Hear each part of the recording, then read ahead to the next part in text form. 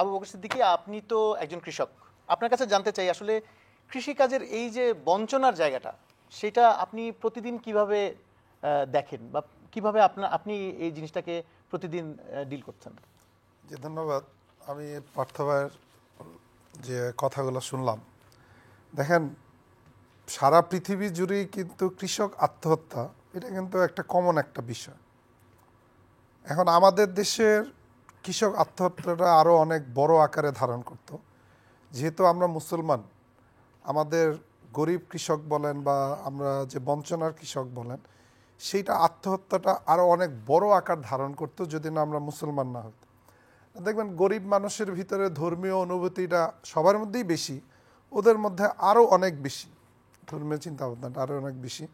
ও চিন্তা করে যে, বা একজন কৃষক চিন্তা করে যে, আচ্ছা আমি যদি আত্মহত্যা করে মারা যাই তাহলে আমার তো দোজখ, বা আমার তো হয়তো নরকে যাইতে হবে, ওই ভেবে কিন্তু ও কিন্তু একটু কম করে, যার ফলে অন্য দেশের তুলনায় আমাদের দেশে এরকম, আমাদের দেশে লাস্টে মানে একটা স্ট্রেসফুল জীবন কাটাইয়ে কিন্তু একজন কৃষক কিন্তু ইয়ে যায়। এই বঞ্চনাটা তো ভাই বললেন, ওনার সাথে পুরোটাই একমত। আমি শুধু একটা জিনিস, আমার একটা উদাহরণ দিয়ে বলি। আমি 2023 সনের অক্টোবর মাসে একটা ব্যাংক থেকে 12 লাখ টাকা নিলাম। আমার উদ্দেশ্য ছিল যে এটা আমি 1 বছরের মধ্যে পরিশোধ করব। ওরা আমাকে যে 30 কিস্তির যে একটা ইয়ে দিলেন, 12 লাখ টাকা কিন্তু, হ্যাঁ, 1.5 লাখ টাকার অতিরিক্ত আমাকে ইন্টারেস্ট দিতে হবে। আমি এটা আমার টোটাল মাসের মধ্যে ইনভেস্ট করলাম। মাসের মধ্যে ইনভেস্ট করলে দেখেন 2023-এর 5ই অক্টোবর, 2005-এর ময়মনসিংহের ইতিহাসে লাস্ট 50 ইয়ার্সে এরকমের বৃষ্টি হয় না। আমি দেখলাম যে ধরেন সকাল 10টার সময় বৃষ্টি শুরু হয়েছে, সারা দিন পড়ছে, সারা রাত পড়ছে বৃষ্টি। আমি সকালবেলা যখন, আমি তো বুঝতেছি যে আমার অবস্থা খারাপ, আশেপাশে সব অবস্থা খারাপ। আমি জাস্ট সকালবেলা উঠে দেখলাম যে আমার যে পুকুর পাড় যে আছে, পুকুর পাড়ের মধ্যে কোমর সমান পারে, জাস্ট আমি দেখলাম যে আমার মাছগুলা কিভাবে সারাত তো চলে গেছে। 9 লাখ টাকার মাছ। আমার কিন্তু টার্গেট ছিল যে আমি পরের 6 মাস পরে বা 7 মাস পরে আমি টাকাটা দিয়ে ব্যাংকের টাকাটা শোধ করবো। দেন আমি কিন্তু ওইখানে একটা ধাক্কা খেলাম। ধাক্কা খাওয়ার পরে আমার ইনস্টলমেন্টগুলো উল্টাপাল্টা হয়ে গেল। গত বছর জুলাই আগস্টে যে আন্দোলনটা হইল, জুলাই আগস্টে আন্দোলনে কিন্তু আমি আমার যে সমন্বিত খামারের যে আমি 3 টন আম বিক্রি করতে পারি নাই। এবং আমার ওই সময় ড্রাগন পাকতি ছিল, আমি প্রায় 55 ক্যারেট করতে পারি না। আমি হিসাব করে দেখলাম, মানে আমার যে ইয়ে অনুযায়ী আমি প্রায় 7 লাখ টাকার ধরা খেয়ে গেলাম।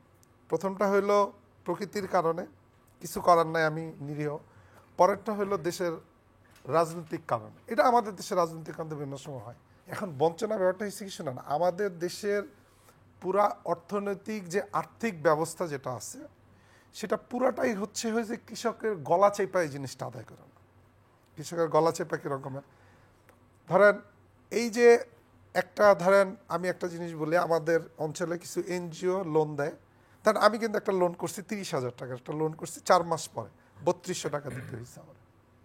30,000 টাকা ধান বিক্রি করে কি 3200 টাকা দিতে হয়? আপনি চিন্তা করেন কয় টাকা এটা আমি একটা উদাহরণ দিয়ে বললাম। এখন ধরেন রুট লেভেলে যে কৃষক যারা আছে, তাদের অবস্থা তো আরও প্রত্যেকটা কৃষক একটা এনজিও লোন, একটা ব্যাংকের লোন পরিশোধ করার পর কান ধরে, যার জীবনও কিন্তু কোনোদিন যাবো না। কিন্তু কৃষক তার ফসলরে ভালোবাসে, তার জমিকে ভালোবাসে, সে আবার করে, সে আবার লোন করে। এই দেশের কৃষক বলেন, আমি আগে বলছি না, এরা আসলে ঠিকা কৃষক কৃষিকাজের মধ্যে আছে, পারবে না। আমি যেটা বলি, এই যে দেখেন, এই যে সামিট যে করলো, গতকাল সামিটের না করলো, আপনি একটা জিনিস বলেন যে এর মধ্যে কৃষকদের কোনো কথা আসছে?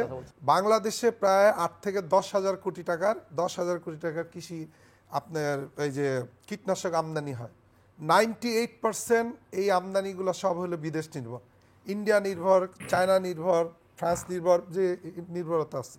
আমার দেশে কি কোনোদিন এই জিনিসটা হয়েছে? কোনো সরকার বলেন, ব্যক্তি উদ্যোগে বলেন, এই যে বলেন, কোনো কিছু। ধরেন আমি আপনাকে একটা জিনিস বলি, আমি যদিও নিরাপদ কৃষির সাথে জড়িত, অর্গানিক না।